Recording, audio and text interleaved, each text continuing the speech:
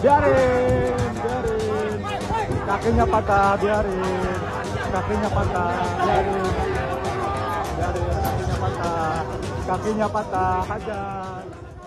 Kericuhan mewarnai aksi unjuk rasa Pergerakan Mahasiswa Islam Indonesia atau PMII di depan gedung DPR RI Senin 22 Juni 2026 sore kemarin.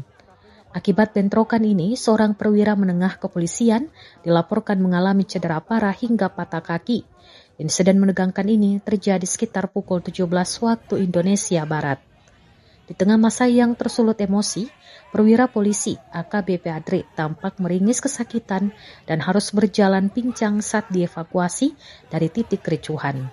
Dengan dibantu sejumlah personel polisi lainnya, AKBP Adri berteriak ke arah massa aksi bahwa kakinya telah patah, teriakan yang kemudian langsung dibalas riuh oleh para demonstran. Ketegangan bermula saat petugas kepolisian mencoba menyemprotkan alat pemadam api ringan atau APAR ke arah kobaran api yang dinyalakan oleh massa. Tindakan ini memicu kepanikan hingga massa yang berhamburan langsung melakukan aksi dorong balik secara masif terhadap barisan barikade polisi.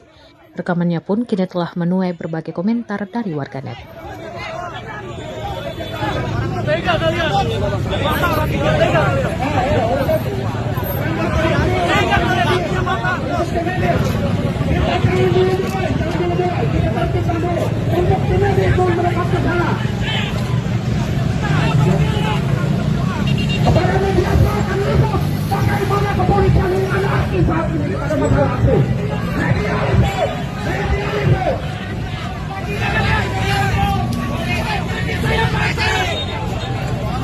Sahabat-sahabat, rapatkan dulu barisannya yang di pinggir jalan. Tim medis. Dari pimpinan Mabes, mohon amankan dulu tim medis, mohon mendekat ke sana pengunjung. Ada sahabat kita yang terluka. Dan kepada media, silakan meliput bagaimana arogansi Polri melakukan pengamanan. Silakan di sini. Silakan di sini.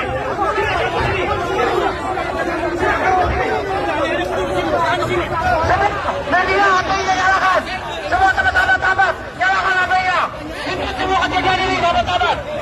Jangan sampai ada tiga terkomentasi. Jangan terkomentasi, sahabat-sahabat. Sahabat-sahabat.